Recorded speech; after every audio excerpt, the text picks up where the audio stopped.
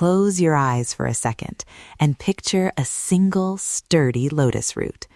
Now, imagine turning that one root into 3 quiet rituals: crisp, whisper-thin chips to nibble on, a small savory paste to lift your morning toast, and a cool, clear infusion that becomes a gentle foot soak. I'm Fiona, and today we'll transform one modest lotus root into 3 calm, single-jar moments you can make right in your kitchen. The recipe card and full transcript are in the show notes. Download them if you want to cook along. Stick with me. We'll move slowly, and I'll give accessible swaps so nothing feels out of reach. Quick note before we begin.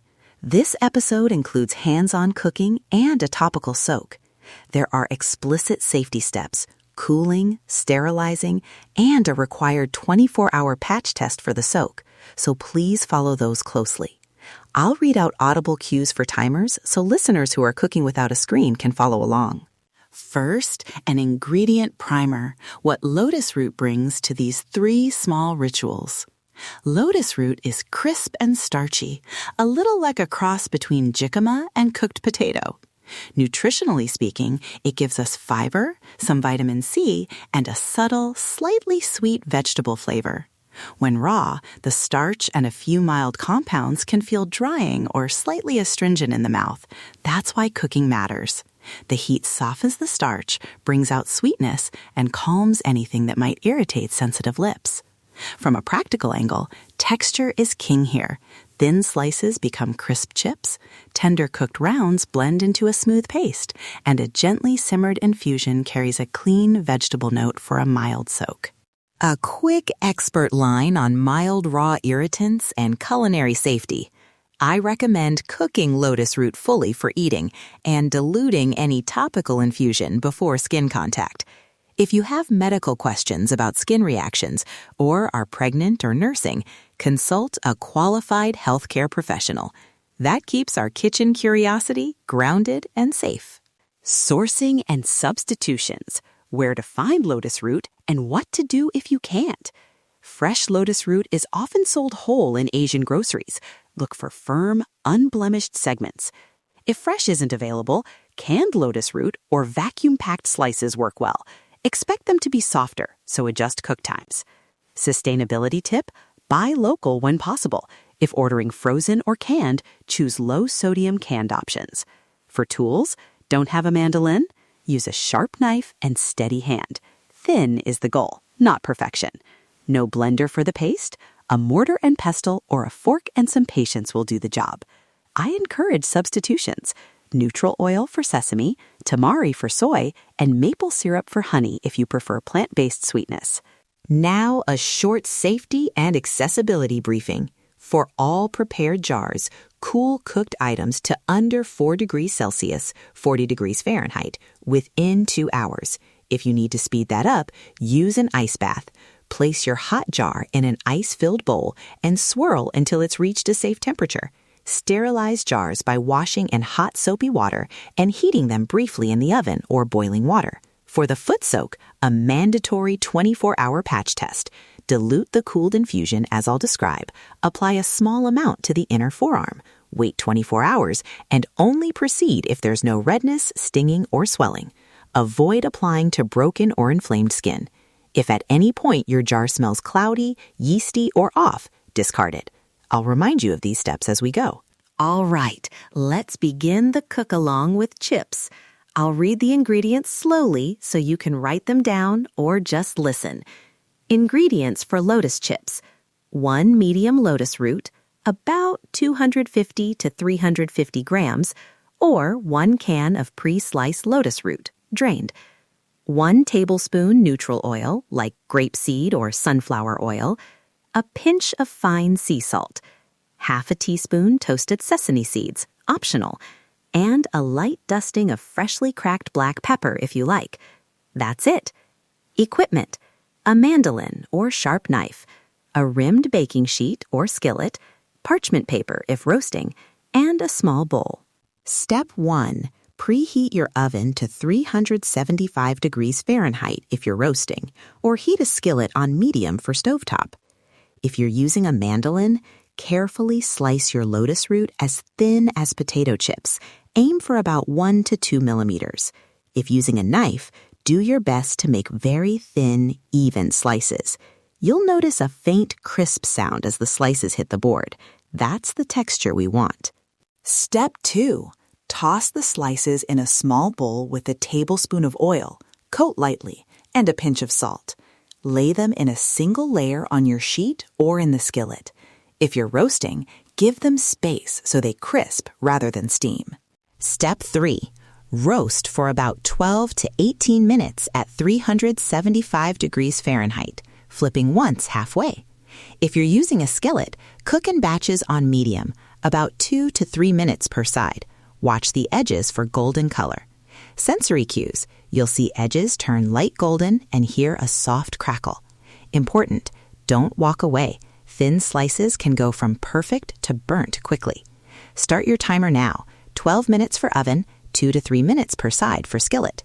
Step 4. Remove and cool on a rack. They'll crisp further as they cool. Taste one. Notice the clean, lightly sweet potato-ish flavor and that satisfying crunch. These keep a few days in a sealed jar at room temperature, but if you live somewhere humid, store them in the fridge and bring to room temp before eating. Next, a tiny, savory lotus paste. This is small, just enough to brighten toast or porridge. Ingredients: reserve about 1 cup of the cooked lotus slices from earlier, or if you have canned lotus, use a cup of drained slices. 1 teaspoon toasted sesame oil or neutral oil. Half a teaspoon tamari or soy sauce, or tamari for gluten-free. 1 small clove garlic, minced or grated. Juice of a quarter lemon or a splash of rice vinegar. Pinch of salt. Optional, a quarter teaspoon grated fresh ginger or a pinch of chili flakes. Equipment: a small blender, food processor, mortar and pestle, or sturdy fork. Step 1. Take your reserved cooked slices and place them in your blender or mortar. If they're not already tender, warm them briefly, just enough so they mash easily. Step 2.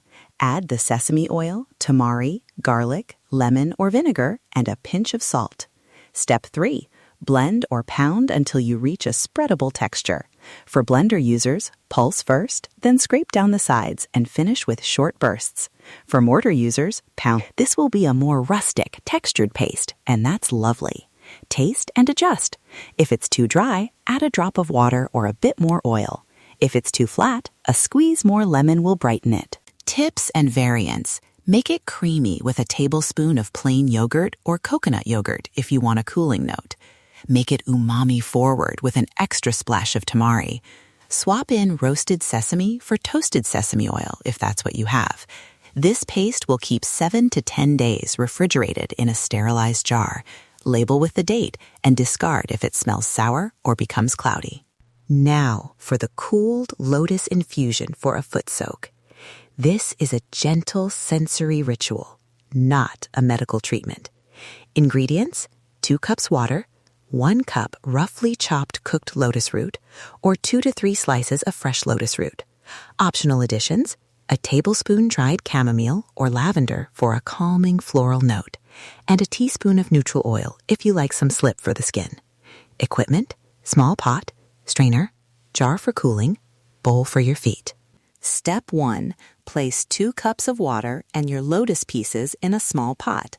Bring to a gentle simmer and lower the heat. Simmer for 10 minutes. Sensory note: you'll notice the water become faintly sweet and vegetable, almost like a very light broth. Step 2. Remove from heat and let steep, covered, for another 10 minutes. Step 3. Strain the liquid into a clean jar and let it cool completely.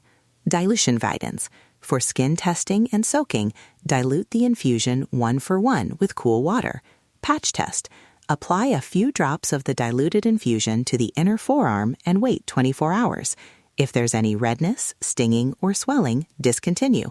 If clear, fill a basin with the diluted infusion at a comfortably warm temperature. Test with your wrist, and soak feet for up to 15 minutes. Mandatory safety reminders for the soak. Never apply to broken skin, Avoid if you have an open wound or active dermatitis, and stop immediately if you notice irritation. If you have concerns about allergies or sensitive skin, consult your healthcare provider before topical use. Again, the 24-hour patch test is required. Storage and serving notes across all 3 rituals. Label each jar with contents and date. Chips, a few days at room temperature in dry climates, otherwise refrigerate. Paste, refrigerate and use within 7 to 10 days.